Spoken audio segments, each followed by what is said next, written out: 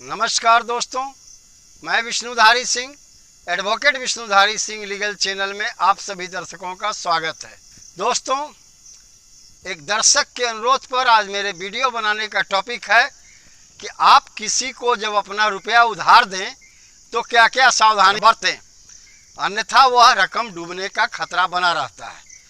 तो आइए दोस्तों, हम समझते हैं कि आप किसी को जब रुपया पैसा उधार देते हैं तो क्या क्या सावधानी आपको बरतनी चाहिए, क्या क्या सावधानी रखनी चाहिए। दोस्तों, आजकल समाज में आप देखते होंगे कि अधिकांशतः लोगों को पैसे की ज़रूरत पड़ती है। समाज में एक दूसरे से हथपैसा या पैसा उधार कर्जा लेन देन करते हैं। ऐसी परिस्थिति में आपको कौन कौन सी सावधानी रखनी चाहिए।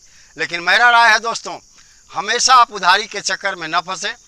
अगर आप लगातार किसी को कर्ज देते हैं या किसी समाज में कर्ज देने का आपके पास व्यवसाय है तो मनी लॉन्ड्रिंग एक्ट के अंदर में लाइसेंस बनवा लें, अन्यथा आपके ऊपर भविष्य में कानूनी कार्रवाई हो सकती है। दोस्तों, यहाँ मैं बात कर रहा हूँ उन लोगों का जो लोग कभी कदाल किसी को रुपया और पैसा उधार देते हैं। कभी कदाल जो रुपया पैसा उधार देते हैं उसमें भी सावधानी रखें, अन्यथा वह रकम बाद में चल के डूब भी सकती है या उससे रिकवरी करने में, उससे वापस पाने में आपको मुकदमेबाजी तक में जाना पड़ सकता है। आइए, इन परेशानी से बचने के लिए अगर आप समझेंगे कि क्या क्या सावधानी है कर्ज देने में, तब निश्चित तौर पर आप हर परेशानी से बचे रहेंगे। दोस्तों आइए, पहला सावधानी है 10,000 से ऊपर का जो भी रकम आप कर्ज दें वो चेक में दें या ड्राफ्ट में दें। दोस्तों, 10,000 तक के नीचे का जो रकम है वो आप कैश में दे सकते हैं। 2016 में ऐसा कानून बनाया गया है। दोस्तों, अगर आप 10,000 से ज़्यादा का रकम कैश में देते हैं तो यह खतरे से खाली नहीं है और कानूनी रूप से भी सही नहीं है। चेक वगैरह से देने पर आपका रकम डूबने का खतरा कम होता है। पहला ये सावधानी हो गया। अब आइए दोस्तों, अब दूसरे सावधानी पर हम आते हैं। दूसरा सावधानी है दोस्तों, कर्जग्राही से रसीद। दोस्तों, जब किसी को आप चेक के माध्यम से या ड्राफ्ट के माध्यम से या हुंडी के माध्यम से कर्ज देते हैं तो आप उससे एक लिखित रसीद ले लीजिए जो उसी के हस्ताक्षर और लिखावट में होना चाहिए। उस रसीद पर आप ये जरूर लिखवाएं कर्ज की रकम कितनी है, कर्ज की अदायगी कब तक करनी है और जिस दिन अदायगी होगा उस दिन तक का ब्याज का दर क्या है और ब्याज सहित कुल रकम कितना अदायगी की जाएगी।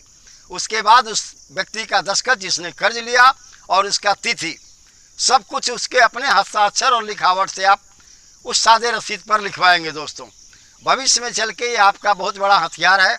यह एक कानूनी रूप से काफ़ी बड़ी ताकतवर इंस्ट्रूमेंट एक तरह से आपके पास है। दोस्त, तीसरा और सबसे महत्वपूर्ण दोस्तों सावधानी है क्या, जिसे आप कर्ज दें उसे उसके खाते का एक सिक्योरिटी चेक जरूर ले लें।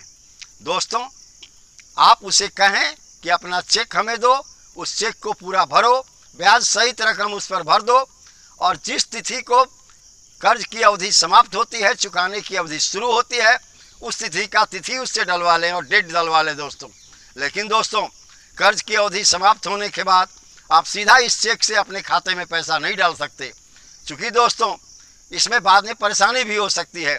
अगर चेक जो है डिजॉनर हो गया या बाउंस कर गया, वैसी परिस्थिति में नेगोशिएबल इंस्ट्रूमेंट एक्ट के सेक्शन 138 में आपको केस करना होगा, या सिविल केस में अगर जाएंगे तो ऑर्डर 37 CPC के अंदर में आपको केस करना होगा, जो समरी ट्रायल है। दोस्तों, इसीलिए जिससे चेक लें उससे चेक पूरा भरवा लें, उसका डेट उस पर चढ़वा लें, उसका हस्ताक्षर करवा लें। दोस्तों, हाँ, अवधि समाप्त होने के बाद, कर्ज की अवधि समाप्त होने के बाद उस व्यक्ति को जिसने कर्ज लिया उसे धारा 80 CPC के अंतर्गत में एक लीगल नोटिस भेजें कि आपके कर्ज की अवधि समाप्त हो चुकी है।